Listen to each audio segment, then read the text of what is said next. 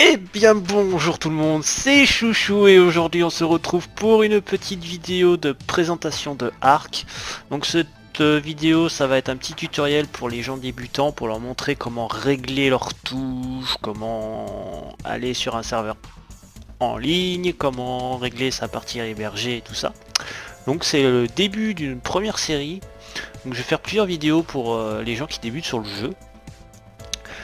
Donc vous êtes sur le premier épisode, donc aujourd'hui on va commencer par la partie on va dire qui se passe dans les menus du jeu pour commencer à pré-régler notre personnage et nos préférences. Et puis voilà, allez, on est parti tout de suite après l'intro.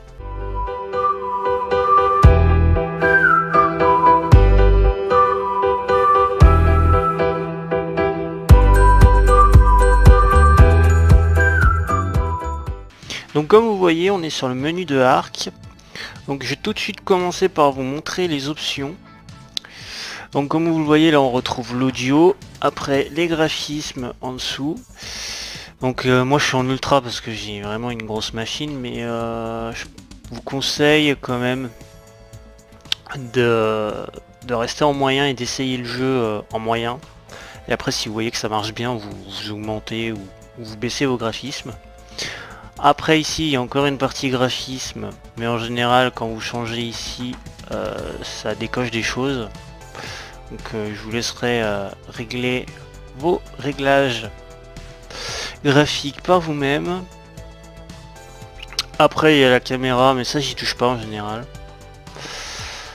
Les réglages avancés, alors moi personnellement la seule chose que je touche c'est la partie afficher les skins dans l'inventaire. Je la décoche en général parce qu'à chaque fois que vous mourrez ça vous remet tous vos skins dans l'inventaire et à chaque fois il faut les jeter et c'est la misère, ça vous prend du temps et voilà. Donc quand vous les voulez vous recochez et quand vous mourrez vous les aurez à nouveau dans votre inventaire. Donc après on va passer dans la partie contrôle, donc tout ce qui est touche. Donc de base le jeu est en converti, donc il faudra bien remettre vos touches en AZERTY. Autre touche que j'ai modifié, donc c'est ici, en général vous avez 1, 2, 3, 4, 5, 6, 7, 8, 9, 10, non, 0 pardon. Donc là il faudra bien reparamétrer vos touches 1, 2, 3, 4, 5, 6, 7, 8, 9, 0 du haut de votre clavier. Parce qu'en fait c'est marqué mais c'est pas celles-ci qui sont prises en charge. Donc vous voyez là si j'appuie sur 1 c'est pas 1 quoi. Donc voilà, il faudra bien vérifier ça. En général les autres touches je les laisse comme ça pour le moment et si j'aurais des réglages à faire autres de touches je vous les ferai dans le tutoriel dans les autres séries de vidéos. On fera ça ensemble. Donc pour le moment on les laisse comme ça. Donc après si vous avez une manette vous aurez vos réglages de touche ici. Donc pour sauvegarder vous faites appliquer sauvegarder pour cette partie là. Après vous avez le guide des survivants, donc ça va vous expliquer 2-3 petites choses. Donc voilà, vous aurez juste à regarder en fait. Voilà, vous faites ça. Je vous laisserai zioter tout ça si ça vous intéresse. Alors avant tout de suite on va passer dans la partie locale hébergée. Donc on retrouve les réglages de la partie, les réglages simples. Donc je vais vous donner 2-3 conseils vraiment vite fait parce que je vais pas m'attarder là-dessus, je vais vous laisser vous faire votre expérience par vous-même au niveau des réglages. Donc moi personnellement je règle au moins les rates d'XP en 10, la vitesse d'apprivoisement des dinosaures en 10. Donc si vous êtes en partie hébergée, il faudra bien mettre celui-ci à fond. Parce qu'en fait c'est la distance des joueurs vers vous qui hébergez le serveur. Donc si le truc il est à 2 mètres, dès qu'il va franchir 2 mètres, le joueur en question sera retéléporté vers vous. Et il ne pourra strictement rien faire. Donc mettez-le bien à fond. Donc à savoir que les parties hébergées sont les mêmes réglages que vos parties solo. Et si vous reprenez votre partie solo en hébergé, en fait vous aurez votre sauvegarde. Donc en fait les bâtiments que vous aurez construits en solo réapparaîtront dans votre partie avec hébergé, avec qui vous jouez avec vos potes. Donc en gros vous pouvez avancer tout seul dans votre coin et hop, quand vous voulez jouer avec votre pote, hop, vous mettez votre truc en hébergé et hop il peut vous rejoindre dans votre partie solo, donc c'est plutôt sympa. Après vous allez les paramètres avancés, donc là-dedans vous allez y retrouver 2-3 trucs sympathiques. Donc la faim, la soif, vous pourrez régler ça. Les stats des dinos, vous pourrez régler plein de choses, la vitesse d'incubation des œufs, nombre de plateformes que vous pouvez mettre sur un bateau, enfin tout plein de trucs. Je vous laisserai regarder de plus près. Après vous avez les engrammes. Donc les engrammes en fait ici ça vous permet d'en retirer du jeu. Donc voilà.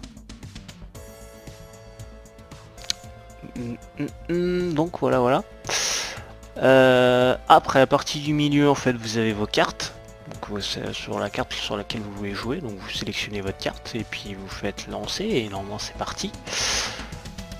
Là vous avez vos sauvegardes, donc vous pouvez soit vous sélectionnez votre sauvegarde et hop vous pouvez la supprimer. Après là vous pouvez supprimer toutes les sauvegardes, enfin voilà. Donc après tout ça c'est pour créer des serveurs, vraiment des vrais serveurs sur votre ordinateur. Donc ça faudra vraiment être un peu plus calé pour se lancer là-dessus. Donc je vais pas trop vous expliquer cette partie là, on va pas s'y intéresser. Donc après sur la partie du côté là où vous pouvez retrouver les mods que vous avez ajoutés via Steam. Donc sur Epic Games malheureusement pour le moment on peut pas mettre de mods. Donc en bas vous avez vos mods. Pour les ajouter à votre partie, vous faites les doubles flèches en le sélectionnant. Et quand vous voulez en retirer un, vous refaites pareil, vous le sélectionnez, les doubles flèches et ça va le retirer. Voilà pour la partie serveur hébergé, partie locale. Donc maintenant on va passer tout de suite sur la partie multijoueur. Donc on arrive par défaut tout de suite sur les serveurs officiels du jeu. Donc comme vous voyez, quand il n'y a pas de pré-réglage, vous avez les serveurs PvE, PvP qui sont mélangés. Vous avez bien sûr des serveurs où je vous inviterai à faire attention, EU, donc européen, NA, nord-américain et OC, Australie, donc voilà. Donc après, vous pouvez régler dans ces menus là la carte sur laquelle vous voulez jouer, si vous voulez du PvE ou du PvP. Vous pouvez trier votre liste par nom, joueur, ping et jour. Dans les menus du bas, vous avez ça c'est pour avoir que des serveurs sans mode. Bien sûr, quand ça c'est coché, dès que vous allez rentrer dans votre serveur, ça va vous ajouter le serveur en question dans vos favoris directement. Et après, machin, cacher les serveurs, voilà quoi, ça va cacher vos serveurs, les serveurs pleins. Donc après vous avez les serveurs Legendary. Donc ça franchement je vais pas trop vous en parler parce que honnêtement j'ai jamais joué et je ne sais pas du tout ce que ça donne. Après vous avez les serveurs non officiels, donc qui sont créés par les joueurs. Qui aura donc là-dessus vous allez retrouver des mods qui ont des meilleurs rates d'XP en général. Où vous allez retrouver des mods aussi. Donc il faudra bien faire attention. En général ça se présente comme ça. Donc là il y aura le nom du serveur, la map, c'est du PvE et c'est du x10. Donc en gros l'XP est x10. Et en général aussi des fois ils mettent les mods dans le titre. Donc là-dessus rien de plus compliqué. Rien de plus simple je veux dire. Voilà. Après vous allez y retrouver dans la petite liste toujours en bas les serveurs non dédiés. Donc ça va être les serveurs en fait que vous allez retrouver. Ça vous pourrez en faire un vous-même. Donc il suffira juste d'aller dans partie locale et serveur, héberger le serveur. Et là en fait il faudra mettre le nom de votre serveur, le mot de passe et voilà. Donc si vous voulez que votre serveur soit ouvert à tous, ne mettez pas de mot de passe. Si vous voulez qu'il soit fermé pour vos potes, mettez un mot de passe parce que sinon les gens vont se connecter dessus, vous allez t'emmerder, ils vont venir vous tuer, machin. Voilà, si vous restez en mode PVP, ils vont venir vous tuer et vous allez juste être emmerdé. Donc n'oubliez pas le mot de passe. Si vous voulez rester entre vous. Donc voilà, j'en étais où moi? Donc après vous avez vos survivants, donc vous allez retrouver tous les survivants que vous avez créés sur chaque serveur où vous avez été. Après les favoris, donc vos serveurs que vous avez ajoutés aux favoris. Après vous allez retrouver tous vos amis connectés sur un serveur sur lequel ils se trouvent actuellement. Et après réseau, ça va être les serveurs, les gros serveurs que vous allez créer sur votre machine vous-même. Donc moi j'en ai pas personnellement, donc il n'y a rien, c'est normal. Donc voilà pour cette partie.